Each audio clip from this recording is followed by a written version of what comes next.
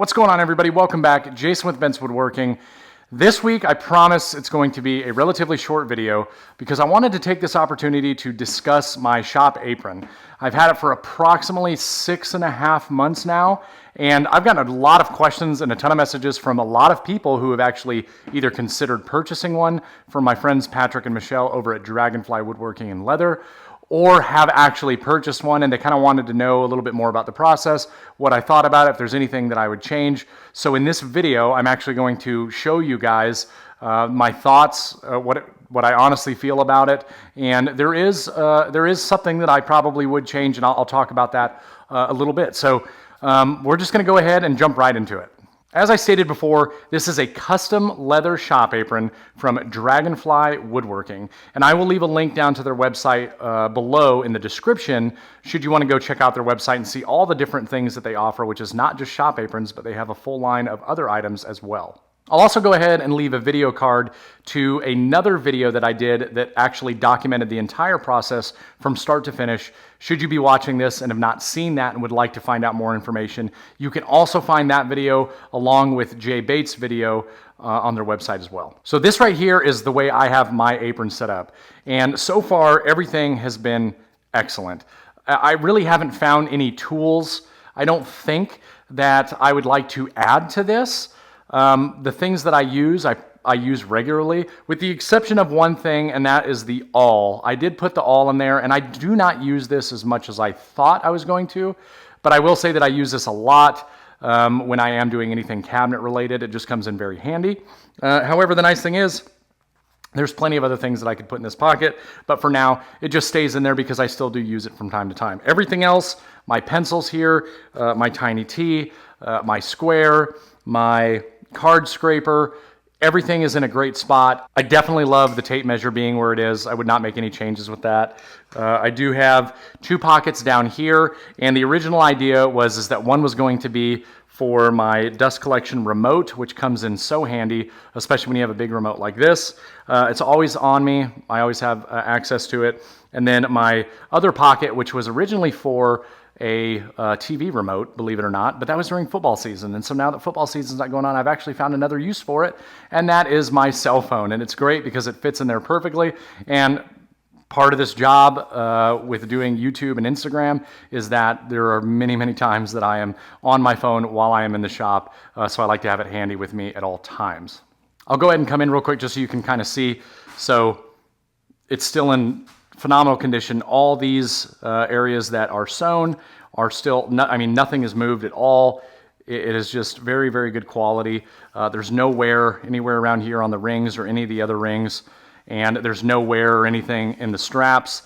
If anything, I really like that it's actually really starting to fit good now because I think it's kind of taking shape to my body, and that is a huge plus, and it has really made a huge difference. I'm going to go ahead and highlight the one thing that I would change, and I'm actually going to change it thanks to the customer service from Dragonfly Woodworking, which is really second to none in my experience so far, and that is changing the location of my glue rag ring, which when I originally did this, I thought it would be nice to have the ring even with my the tip of my fingers. However, I think that I want it up just a few inches to where when I reach down, my hand is basically right around the glue ring, and I'm not having to lean over at all. And I know that that seems kind of silly, but what I will say about it is that this thing has made such a huge drastic difference in my my efficiency and just the way that I work in the shop, that is like the only thing that I feel could be a little bit better, and something that small I just feel like will make such a large difference.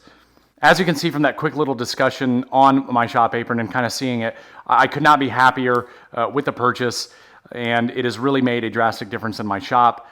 With the exception of maybe raising the glue ring just a couple of inches, I have zero regrets on the apron that I have right now, and I am extremely happy with it.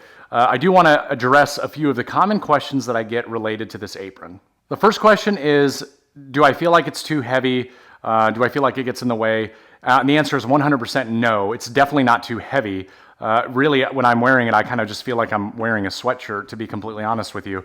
It does not make any difference, and it does not get in the way.